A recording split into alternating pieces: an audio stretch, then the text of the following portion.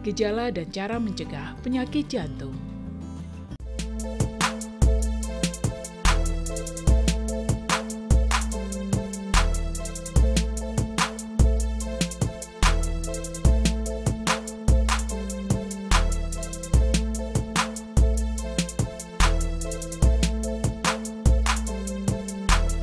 Jangan lupa ikuti terus channel Sechan untuk mendapatkan informasi terkini mengenai kesehatan dan kecantikan. Jantung merupakan organ terpenting di dalam tubuh manusia yang berfungsi memompa dan menyebarkan darah dengan mengangkut oksigen ke seluruh tubuh. Penyakit jantung adalah penyakit kronis yang disebut sebagai penyebab kematian di seluruh dunia. Sahabat Sechan, di video kali ini diulas mengenai gejala dan cara mencegah penyakit jantung. Jenis penyakit jantung. Ada banyak jenis penyakit jantung, tapi yang paling sering ditemui adalah aterosklerosis. Jenis penyakit jantung ini merupakan penumpukan plak dari kolesterol pada pembuluh jantung dan peradangan ringan di pembuluh darah tersebut. Penyakit jantung koroner. Untuk jenis penyakit jantung koroner merupakan penyumbatan pada satu atau lebih pembuluh darah arteri yang disebabkan oleh penumpukan plak.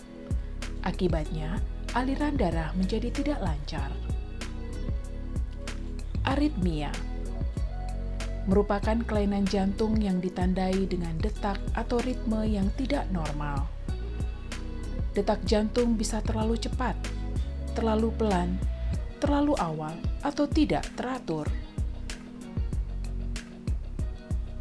Cacat jantung bawaan. Kondisi struktur jantung yang tidak sempurna saat seseorang masih dalam kandungan.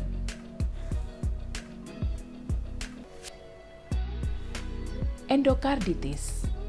Infeksi yang mempengaruhi membran bagian dalam ruang dan katup jantung atau endokardium. Orang yang mempunyai penyakit jantung bawaan dan memiliki riwayat gangguan jantung lainnya beresiko tinggi mengalami kondisi ini. Penyakit katup jantung.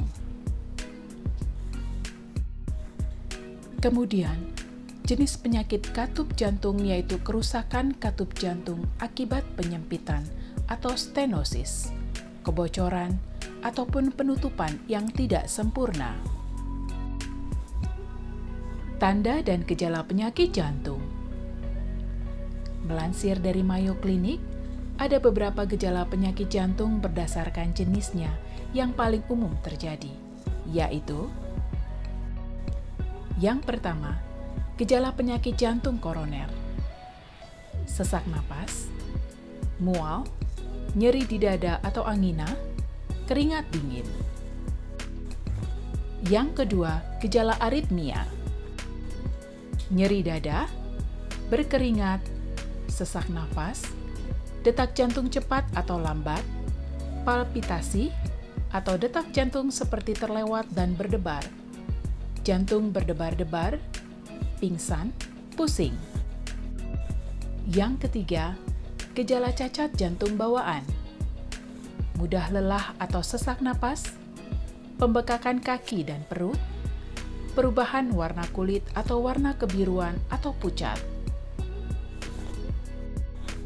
Yang keempat, gejala endokarditis, batuk kering berkepanjangan, denyut jantung tidak teratur, timbul ruam kulit atau bintik kemerahan, demam, kelelahan, sesak napas, pembekakan di kaki dan perut. Yang kelima, gejala penyakit katup jantung, kaki atau pergelangan kaki bengkak, detak jantung tidak teratur, pingsan, nyeri dada, sesak napas, kelelahan. Faktor resiko penyakit jantung. Pertama, pola hidup tidak sehat. Misalnya, banyak mengonsumsi garam, lemak, kolesterol, tidak rutin olahraga, dan tidak menjaga kebersihan sehingga mudah terkena infeksi. Kedua, kebiasaan merokok. Jika sahabat Sechan mempunyai kebiasaan merokok, akan menyebabkan pembuluh darah jantung meradang akibat zat kimia rokok. Ketiga, usia. Bertambahnya usia dapat menyebabkan kerusakan ataupun penyempitan pada pembuluh darah jantung. Keempat, masalah kesehatan tertentu. Misalnya, diabetes, hipertensi, dan kadar kolesterol tinggi, serta stres berkepanjangan. Kelima, mempunyai ayah atau ibu dengan penyakit kardiovaskular. Keenam, pria lebih beresiko. Pria lebih beresiko lebih tinggi terkena penyakit jantung, sedangkan wanita akan meningkat resikonya setelah mengalami menopause. Anak muda bisa beresiko sakit jantung. Berdasarkan data kesehatan yang dipublikasikan Western Connecticut Health Network dijelaskan bahwa jika penyakit jantung lebih sering terjadi dengan bertambahnya usia, tapi anak muda juga bisa mengalami penyakit jantung saat tidak menjalankan pola hidup sehat. Penyebab penyakit jantung pada usia muda. Terdapat berbagai penyebab serangan jantung pada usia muda, seperti kondisi kesehatan tertentu, gaya hidup, hingga riwayat keluarga. Berikut ini penyebab serangan jantung pada usia muda. Yang pertama, faktor genetik. Ada banyak penyakit yang bisa diturunkan di keluarga, seperti diabetes tipe 1, trombofilia, hiperkolesterolemia, hipertensi, dan sindrom antifosfolipid. Semuanya bisa membuat seseorang beresiko lebih tinggi terkena penyakit jantung koroner sejak muda. Jika penyakit-penyakit tersebut tidak dikendalikan, risiko terjadinya serangan jantung juga akan meningkat. Yang kedua, merokok. Merokok bisa menyebabkan terkena serangan jantung pada usia muda. Kandungan nikotin dalam rokok dapat meningkatkan tekanan darah, mempercepat detak jantung, memicu penumpukan plak di dinding arteri koroner, dan mengurangi asupan oksigen jantung. Hal ini akan bisa meningkatkan risiko terkena serangan jantung pada usia muda. Yang ketiga, hipertensi. Tekanan darah tinggi dapat terjadi pada usia muda karena pola makan yang tidak sehat, seperti terlalu banyak mengonsumsi makanan tinggi garam dan tinggi lemak. Jika tidak dikendalikan, maka hipertensi bisa menyebabkan jantung bekerja lebih keras untuk memompa darah ke seluruh tubuh.